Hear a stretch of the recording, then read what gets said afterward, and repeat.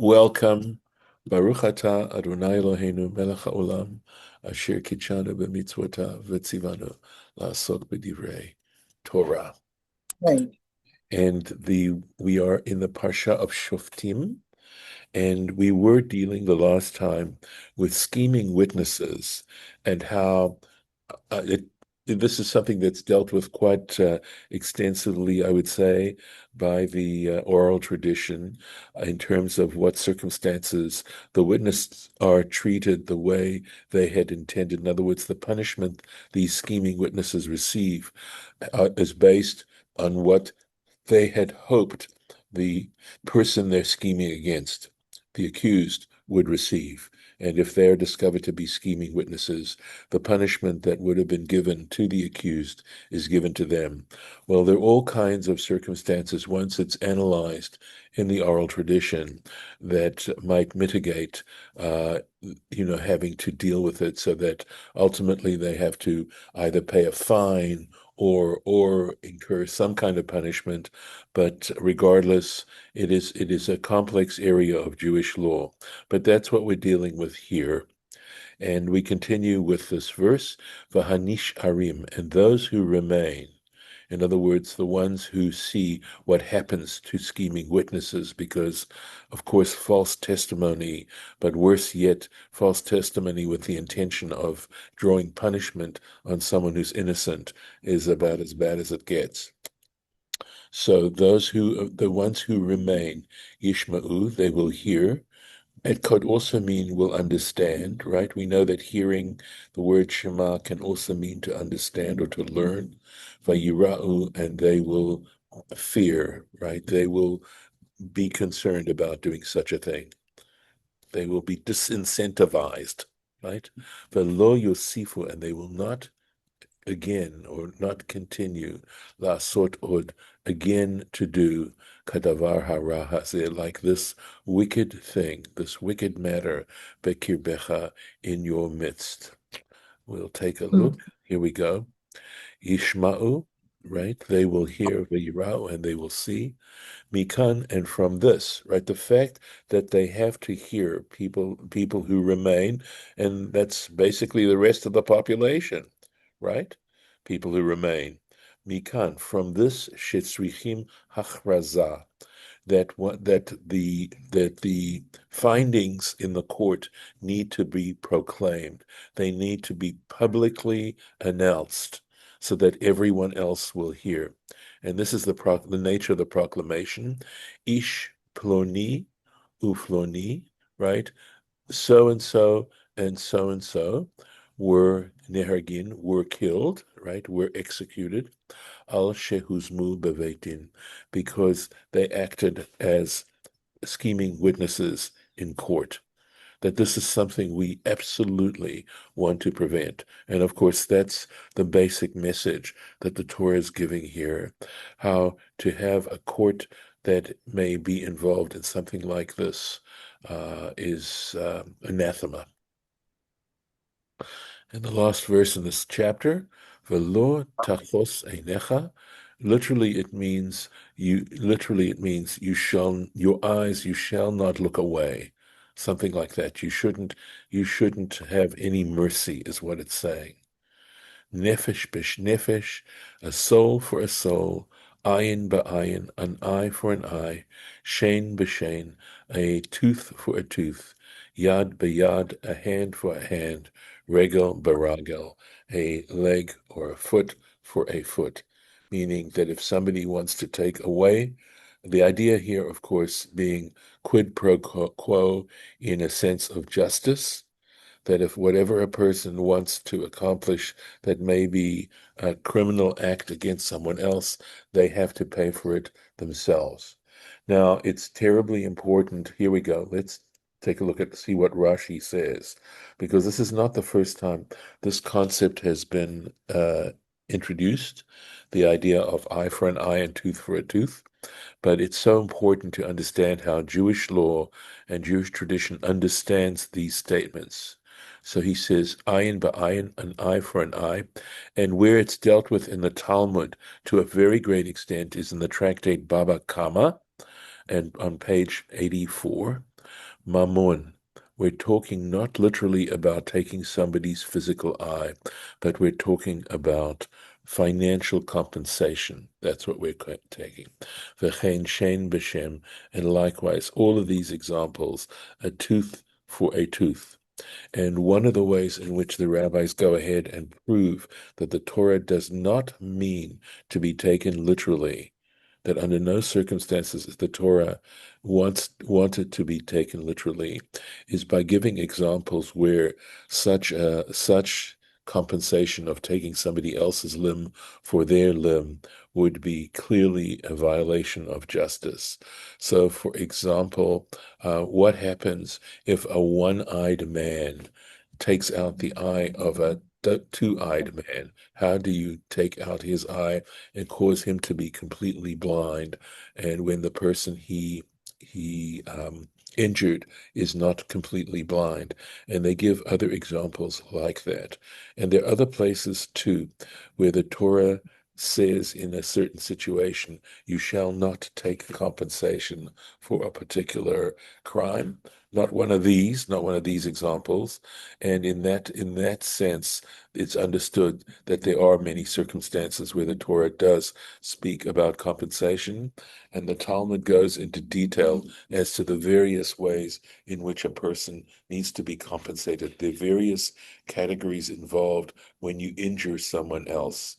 So, for example, there is the fact that something called shevet, meaning they're no longer able to earn income. So loss of income would be one of those categories. There would be ripui, which would mean paying for their medical fees. You'd have to pay for their medical fees. You have to pay them for their pain and suffering. And they discuss what exactly would be involved in trying to estimate how you put a financial sum on pain and suffering. And then there's also the very fact that in some ways they are less capable of functioning because of the injury that you dealt with them. And in that case, because they did have, people were evaluated as slaves at that particular time, they could use that as a criterion. As in other words, a slave with one eye would not be worth as much as a slave with two eyes. Not to say that the Torah is in favor in general of slavery. It really wants to limit it. And of course, the idea of slavery is that you own that person, whereas when we work for someone, we are giving them the value of our labor. We're not actually owned by them. So the Torah is very concerned, since slavery is something that happened, and sad to say it still happens today, to make sure that slaves are treated fairly and kindly. So, for example, if a slave escapes who's being maltreated by their owner and escapes to you, you are not to return him to his owner. You're not to do that. There's just simply one example. But so there are these various categories by which one calculates the compensation due to someone if they in fact injure them in one of these kinds of ways. And that's how this particular verse is understood in the Torah, that it involves financial compensation. Ki Teitze lemilchama. So now we have a new chapter, and it's introduced interestingly as if you go out to battle, if you go out to wage war, al oivecha, against your enemy, if you go out to wage war against your enemy, vera'ita, and you observe, sus verechev, horses and chariots, Amrav Mimcha, a larger population, a larger nation than you. In other words, you appear to be outnumbered, right? Lo tiramehem. Nevertheless, you should not fear them. Why? Ki Hashem Elokecha imach, because the Lord your God is with you. Hama'alcha me'eretz Mitzrayim, who brought you out of the land of Egypt. And before we look at the Rashi here, I would say that that additional phrase, who brought you out of the land of Egypt, is to prove to these people that to whom is being addressed right now, the level of power that God has, because Egypt was so much more powerful than the Israelites at the time, and yet they were forced ultimately to release the Israelite slaves. So I think it's saying, historically we have an example of how God is capable of protecting them against an enemy far superior force than their own, and they should not be afraid. It's going to go on, but we'll see. Let's take a look here. Ki teitzei lemilchama. So Rashi's interested, okay, in the fact that it says, if you go out to war. So why, it could have simply said, when you wage war against your enemy. Why dafka does it say, when you go out to battle against your enemy? So in looking at that very carefully, right?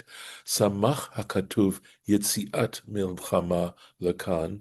So what I believe what Rashi's saying is that the Torah uses this expression of going out to war here in this particular circumstance, lomar lacha, to tell you, she'en mechusar aver, that someone who is missing a limb, right, yotze lemilchama, goes out to war.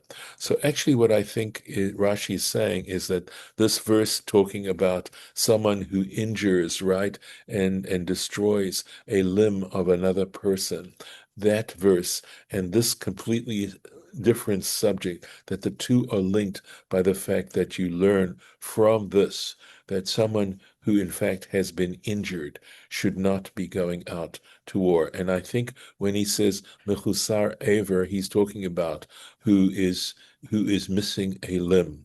That limb could be a leg, it could be an eye, it could be a tooth, etc., etc. But people who are injured should not be forced to go out into battle. And that's the connection between these two verses. So that's one way in which Rashi is showing from traditionally how this is connected. Yes, David. Yes. So I guess I still don't understand. How does that relate to when you go out to war versus when you wage war? Maybe I haven't gotten there yet. Okay, so you are catching me, David, because this connection between the previous verse and this one is usually what Rashi means here. And when I was preparing, so to be totally transparent, when I was preparing this, I did not see the connection until now. So it just goes to show, you can go over Torah, and sometimes it takes more than one attempt to totally understand where they're coming from. So, but I also think that the expression of going out to war. So I was trying to find out what Rashi was saying and at the point that he was making, I did not realize how closely that previous verse was connected. So you're saying by using the words going out to war, that implies that it's a person that is missing a limb in some way, shape, or form. No, I'm going to go back on my initial interpretation. So Okay. again, unfortunately, of course, I record these things, and so I have to record my mistakes as well as my correct views, and hopefully I'm able to correct my mistakes. And I have to thank you very much for making sure that I was transparent about that. Okay. All right. Okay, so the Let's real go back. connection, Yep. yes, Okay. so the real connection is this verse talking about injuries, bodily physical injuries, right? And so basically it's saying that Rashi is saying that this connection of saying when you go out to war, right? The fact that it follows this verse with when you go out to war. And of course in the Torah, we don't have chapter numbers and verse numbers in a Sefer Torah. These chapter numbers and verse numbers were introduced later by Christians, and the Jews incorporated them into their own texts. But the idea of chapters and verses were essentially, I mean, there were verses because, of course, the trope indicates what are verses, but chapter headings essentially, for sure, were introduced in later on in Christianity. So in the Torah, these verses simply, follow one another. And Rashi is quoting, earlier sources as to why one subject, which seems so different, was following a different subject, another subject, and that there is in fact a connection. And also, the key teitzei means when you go out or if you go out. So, in some ways, this key teitzei, I'll sort of hold on to my initial interpretation to this much in saying that this, if you go out to war, does sound like something that would follow something else and not a completely new subject.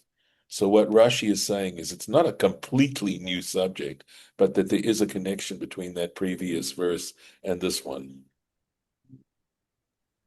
So basically, instead of, you don't say when you wage war, because it's if you wage, yeah, when you go out is related to the fact that previously we've talked about people that are injured, right? So Right, right, that's it's why that's the when part, instead of the waging war, right? Which is would be the direct, just the right, yeah. So right. It's not a whole new subject. yeah, Yes.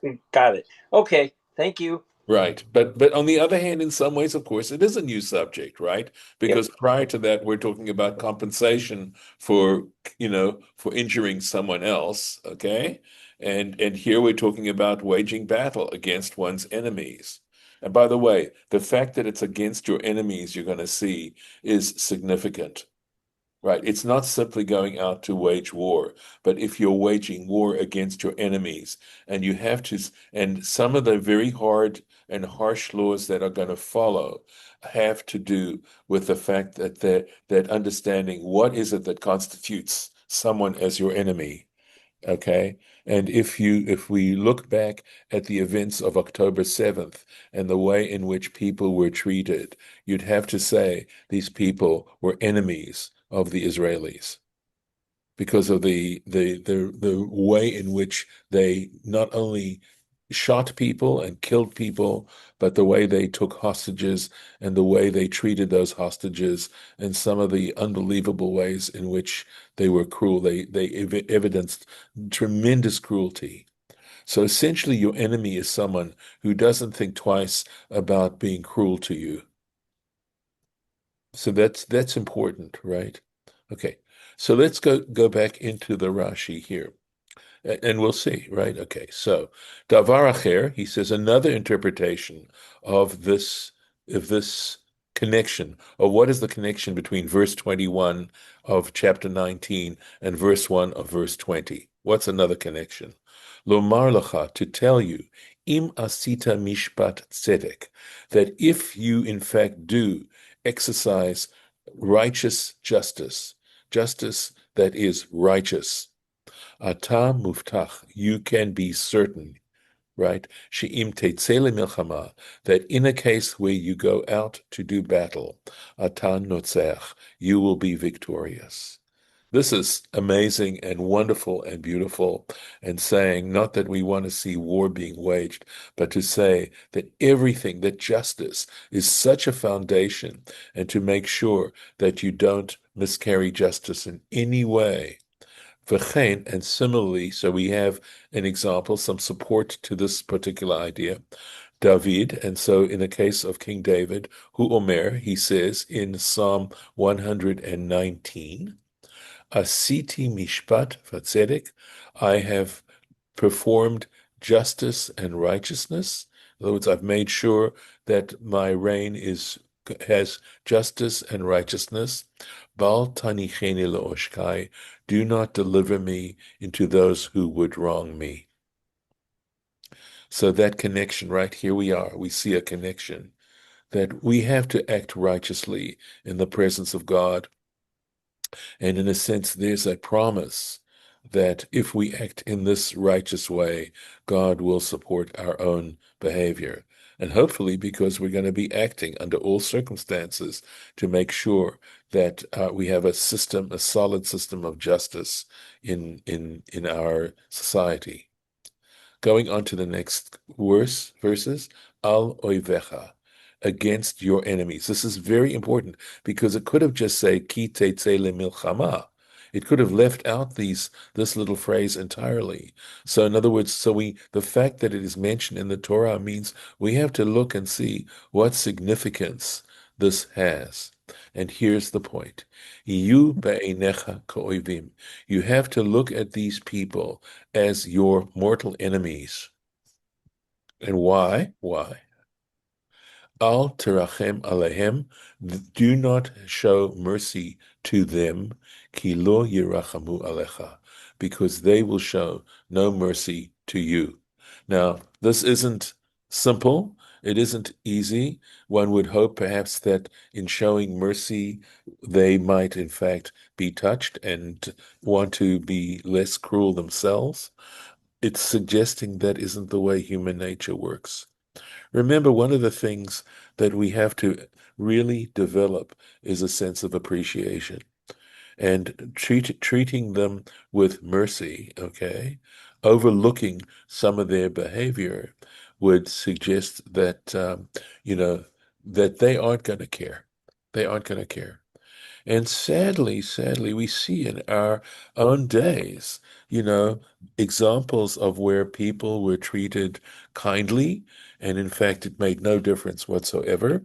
I think specifically in this last situation where we're talking about the attack on October 7th, that the person who in fact was responsible for that mission, Sinwar, was in fact, we have on record the fact that he had a serious, I don't know if it was cancer or what, and there was a Jewish doctor who helped him get better earlier in a private time, and here's what he did. So it is an awful kind of situation to be in, to think that one should not be able to show mercy. I think it is for someone who really cares about these things, it is a very difficult law here. But it's saying, if in fact they would annihilate you.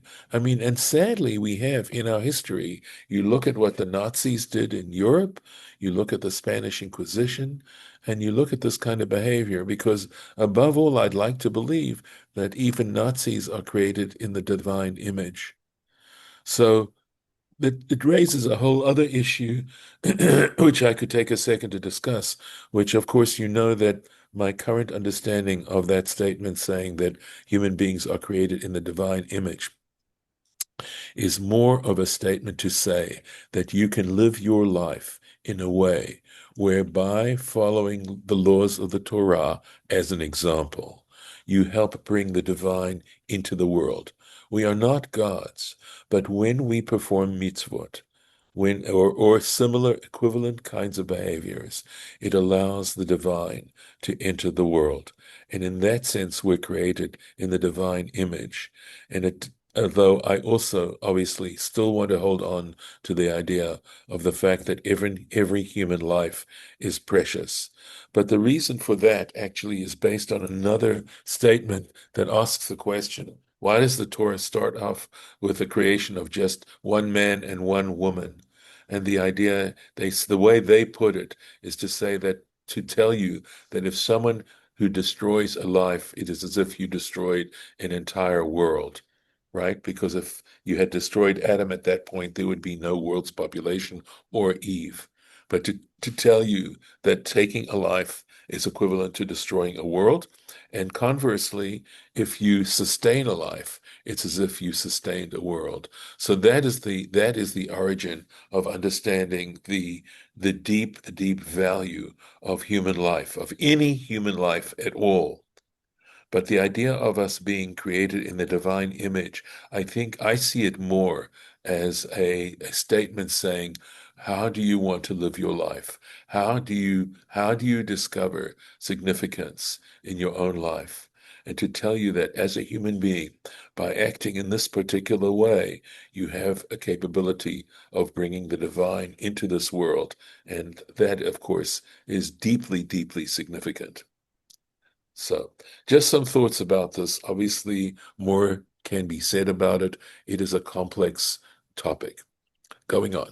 Sus verechev, right? Horse and rider. Notice they go into battle, they're not going to see one horse and one chariot. But that's the way it is in the Hebrew. The Hebrew is in the singular. It doesn't say susim, right? I believe the plural will be rechavim, right? You don't see horses and chariots. It just says horse and chariot. So why the singular? The use of the singular? Be'enai, this is as if God is speaking.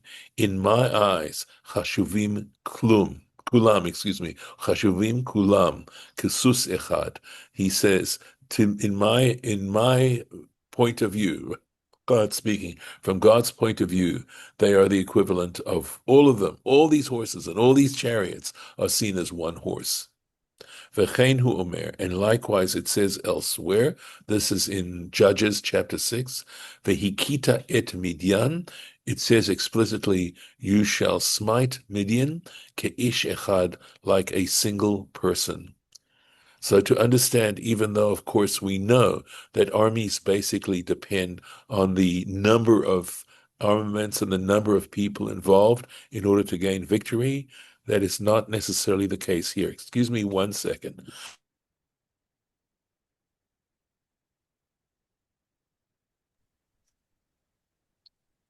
And another example, v'chein hu omer, another example in Exodus chapter 15.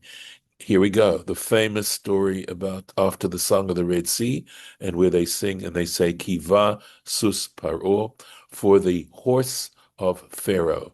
And of course, there were many charioteers and horses that were pursuing the Israelites at the time. But the suggestion of this use of the singular to understand the immense power of God. Rav, a great Rav Mimcha, a people much greater in multitude than you. Be'enecha hu Rav. So Mimcha, from you, that added there. It doesn't just say Rav, a great multitude. It says Avram Mimcha, from you. Be'enecha hu Rav. In your eyes, the way you view it, hu Rav, it is a great multitude. Aval be'enai, but in my eyes, Einor Rav. I would not consider it a great multitude. That, of course, we know that when you try to visualize things from a divine perspective, things just shrink into insignificance. So, and that's where we're going to leave it for today. And I'll try and see if I can mark the spot where we'll pick it up, God willing, next time, tomorrow. Okay. So we'll start right there. And I'm going to stop the share. Okay. Any other thoughts? Yeah, God made some sanctuaries in three cities. Yes, Uh, of course, a different subject. Right. Go on. because the man that killed the person was not his enemy. He did it by accident. Right. So he flees to these sanctuaries, and he lives until the ruler of that city dies. Not quite, Harlan. That The is priest the, dies. the high priest. High There's priest only dies. one high priest. So the high priest in the land. Yeah, Okay. that's Yeah. right. You're right. Okay. Yes, but you're right about that. No, it's okay. You had a lot of details. Okay. Again, they still would need to bring him to trial. Okay. But he has sanctuary there until they've determined whether or not it was intentional, if it was murder or manslaughter. So they're still going to require a trial, but the point is that he has to, given the high emotions that are going to be started when a life is taken like that, right? There needs to be a place where he can get sanctuary and not run into danger of being avenged or revenge being taken against him by the family, of the person who's murdered. But it may be completely unintentional. And you have to have two witnesses. There have to be two witnesses, absolutely. That's part of the process of being able to arrive at a conclusion. And the judge better not take any bribes. Well, these are all many, many laws that have to do with making sure that justice is true justice, and that there are no miscarriages of justice, because we're talking about situations where people are exhibiting a lot of power, and we know that power can corrupt, and we want to make sure that we have in place, institutions that prevent that from happening wherever possible. We So, had some kings that corrupt oh, too. absolutely, absolutely, it happens. But people in power in general, you have to be careful about abusing power, even if you're not a king, but simply a powerful individual. Okay, I'm going to stop the recording. Thank you for joining us.